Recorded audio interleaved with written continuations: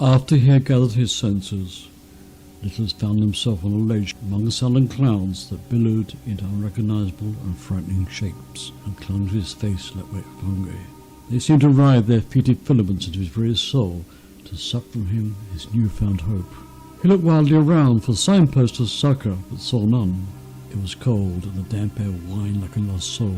In the shifting gloom, he could see no sign of the path. Although there were clouds, there was no sky beyond them, nor moon, nor stars, nor friendly sun. It was a chasm of eternity of blackest black. There was no sense of up, or down, or along. Just nothingness in which this walled world seemed to float like a saucer. If this was limbo, it was a more terrible place than hell, for hell at least had heat and volcanic colours, but here was nothing but a cold, desolate, amorphous greyness. Here was a tomb capable of holding corpses. Was this the way to the great fall? Littlest picked himself up and climbed painfully back to the walled world, but at the gate there was no sign. The only way now appeared to be along the outside of this grey, featureless fortress, which seemed to wind away forever into the monstrous shifting cloud. He felt cold, numb, and desperately alone.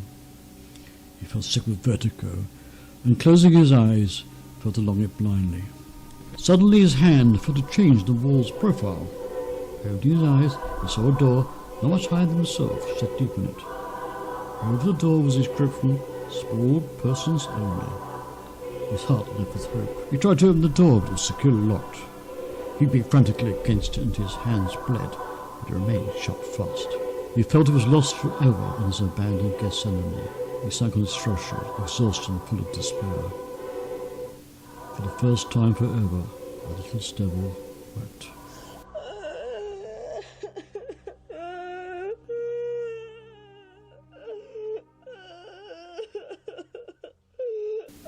Suddenly it grew deathly cold, and the leaden clouds parted and curled on the ground.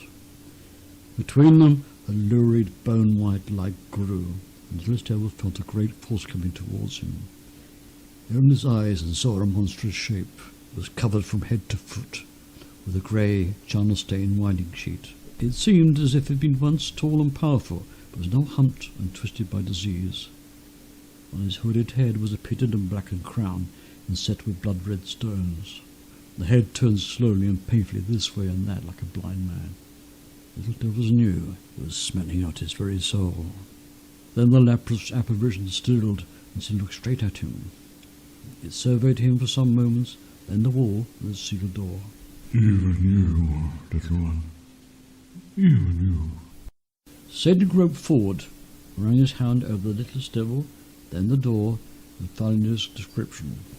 "So, it has come to this. It is you and I alone. I did reach this burden to find justice. Yet he, in there, does not realize what he has done. The perfect comes before has so little knowledge of the perfect that comes after. How is it he is so blind we see so much horror? So much power and so little knowledge of the consequences. Yet I am the one who is cursed with the evil of this world. Is it justice? Is it? Is it? Almighty! Hear me! You have not heard my voice since the fall. You are strangled with ice. But I will speak again.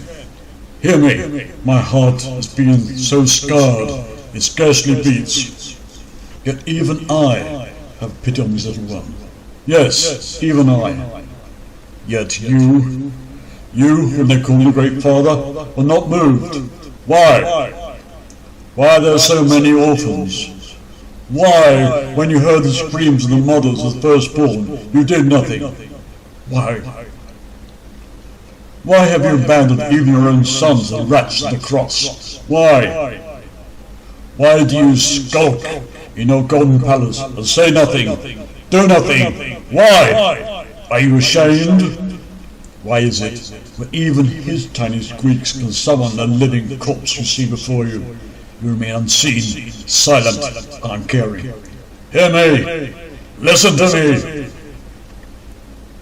Is there no small, dusty corner of heaven where you could permit a nest for this little mouse? She may rest in peace. He's such a small one, and this is such a small door. Will you not open it? It would hardly make a draught. You, wallowing in the golden sun of paradise, would not even notice it. It's so little to ask. Can you not grant even that? Why? Why?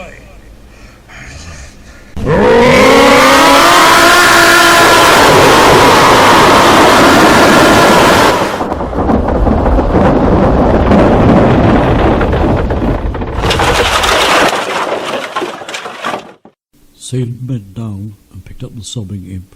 There, my little imp. It is open. For a moment he held Littlest and kissed him tenderly on the head. Then he put him through the new open doorway. Go. Find happiness for both of us. All this while, Littlest had kept his eyes, blinded by the tears, tight shut against the horror. But suddenly he felt sunshine upon him, and the feeling of well-being returned, and only then he found himself once more inside paradise. Yet upon a vista so hectically beautiful that he caught his breath. The water of life cascaded from crystal fountains among the filigree scented trees hung with blossoms, and the pretty raven was showing. Here were souls that born to gain like a second time, doubt, pain, parting or death, and the sick, deformed, injured, strove like demigods. Lovers, parted by death or requited love, both reunited, entwined in green fields, their faces transfigured. Barren women heard burrowing babies stillborn in life to their breasts. Children giggled and gambled in groves, and lullabies and lollipops.